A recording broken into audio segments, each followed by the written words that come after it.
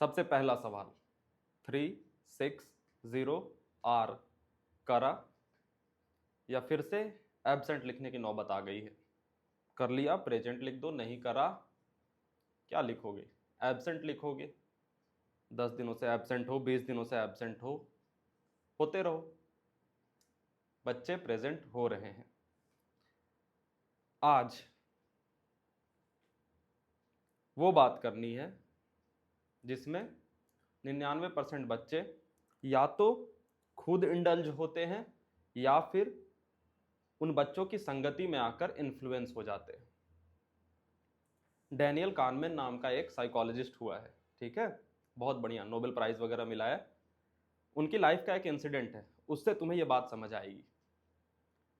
जब वो undergrad school में थे, मतलब कॉलेज जाते थे, तो उनके प्रोफेसर ने सारी चीजें पढ़ाने के बाद लास्ट में एक बात कही।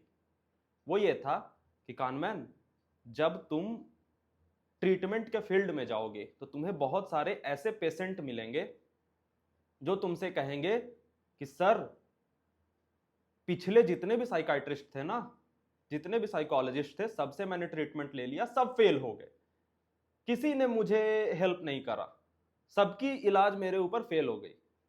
मुझे आप में उम्मीद दिखती है, आप मुझे समझ पाओगे, बाकी कोई समझ नहीं पाया। और तुम्हारे अंदर कानमैन एक बायसनेस आएगा कि यार मेरी तारीफ कर रहा है, मेरा ऑरा बढ़ा रहा है, सही बात कह रहा है, और तुम हेल्प करने जाओगे उसे। लेकिन मत करना, उसे उठाना और ऑफिस के बाहर फेंक देना, क्योंकि तुम उसका हेल्प कभी नहीं कर पाओगे। रीजन ये नहीं होगा कि तुम में कुछ खास है और पीछे वाले सब खराब थे। वो बंदा जो ये बात कह रहा है ना, वो साइकोपैथ है, मेंटली यहां उसकी प्रॉब्लम है। तो तुम जब IIT JEE की भी तैयारी करते हो ना, तो ऐसी चीजें होती हैं।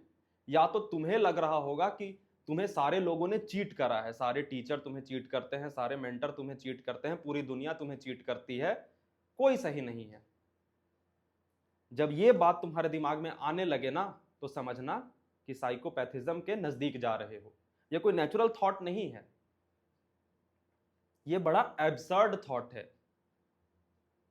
लेकिन तुम्हें या तो खुद जब ये सोचने लगोगे तो खुद में एक फीलिंग ऑफ सुपीरियोरिटी आएगी कि अच्छा, मैं समझने लगा हूं कि कौन गलत है और कौन सही है। लेकिन जब अंडर द लाइन देखोगे तो समझ आएगा कि तुम्हें कोई सही नहीं लग रहा। मैं कभी भी उस बच्चे का रिप्लाई नहीं देता जो कहता है कि भैया सारे लोग चोर हैं, मुझे आप पे भरोसा है, क्योंकि उसे मुझ पे भरोसा है, इसलिए वो सारे लोगों को चोर नहीं कह रहा। यहां कुछ दिक्कत है। मिसट्रस्ट ना बहुत बड़ी बीमारी होती है। तुम्हें कोई सही लग रहा है, बहुत बढ़िया बात है, लेकिन सही कहने का यह तरीका कि सारे लोग चोर हैं, वो थोड़ा सा यहां की इलनेस बताता है। तुम्हारे आसपास भी ऐसे बच्चे होंगे, खास करके जो 2 साल तैयारी करते हैं और ड्रॉप वॉप लेने जाते हैं, उनके अंदर ये फीलिंग ज्यादा होती है।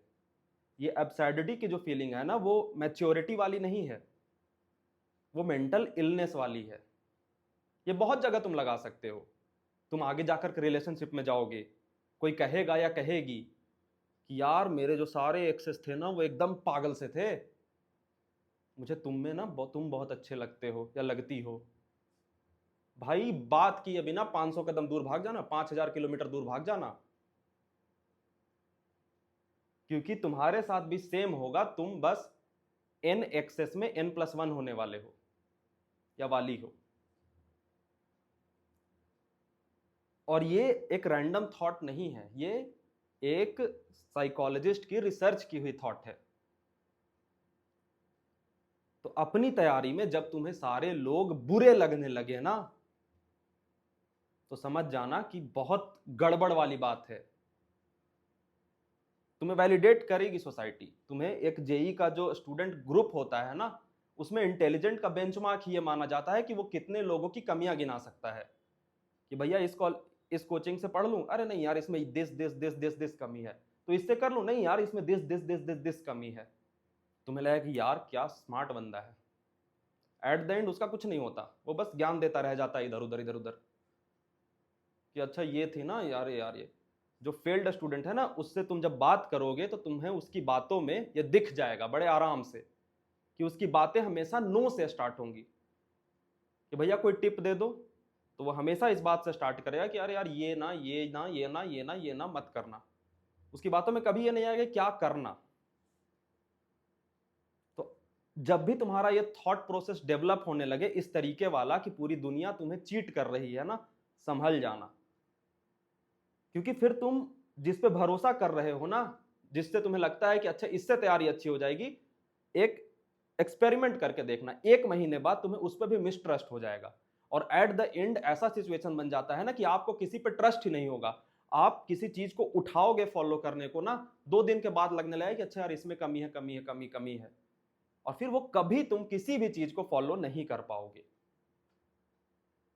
और एट द एंड 100 रिसोर्सेस की 100 कमियां जान करके इस जेई के रेस से धक्के मार के निकाल दिए जाओगे और बस ये कहते रह जाओगे अपने जूनियर्स को कि अच्छा मुझे 100 कमियों का नॉलेज है। क्या क्या फायदा हुआ? वो नॉलेज भी नहीं है, वो जस्ट यहां पे कुछ खराब हो गया उसकी बायसनेस है। इसको लाइफ में भी इस्तेमाल कर लेना।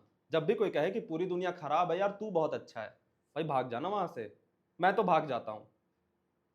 मेरे इंस्टा के या कमेंट में डीएम्स बहुत आते हैं कि भैया बस आप ही मुझे बचा सकते हो। मैं बोलता हूं भैया नहीं, हम भी नहीं।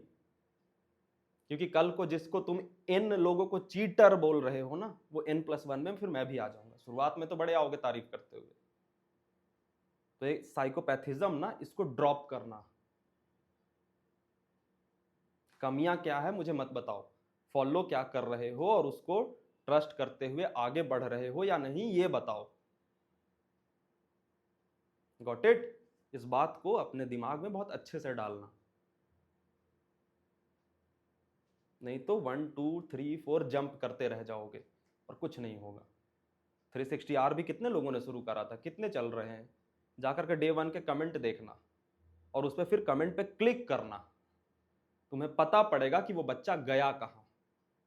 फर्स्ट कमेंट से लेकर के 15वें कमेंट आते आते ना, उसकी तुम्हें थॉट प्रोसेस दिख जाएगी कि वो इसी थॉट प्रोसेस का शिकार है कि वो सबसे एक फीलिंग लेके आया कि मुझे धोखा मिला है, स्नेहित मिश्रा को फॉलो कर रहा हूं 360R। लास्ट जाते जाते जाते जाते उसके कमेंट देख लेना, और वो बच्चा फिर किसी और चैनल पे जाकर के कह रहा होगा कि दिस एंड स्नेहित मिश्रा सारे धोखेबाज हैं, भैया मुझे आप पे भरोसा है, या सर मुझे आप पे भरोसा है। फिर वहां भी वो लूप रिपीट होगा।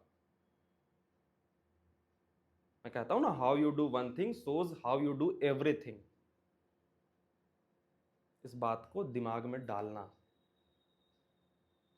Got it? कल मिलते हैं। स्टार्ट करो करना। Bye bye.